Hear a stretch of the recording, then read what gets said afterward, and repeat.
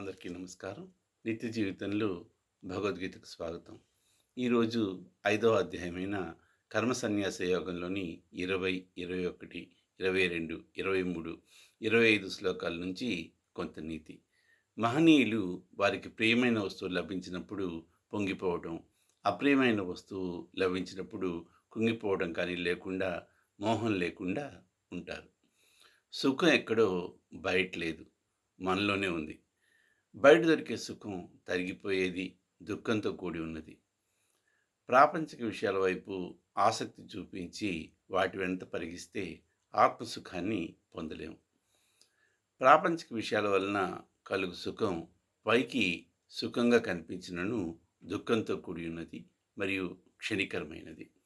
సుఖాన్ని కోరుకునేవారు ముందుగా కామక్రోధాదులను మరియు మిగతా దోషాలను జయించాలి.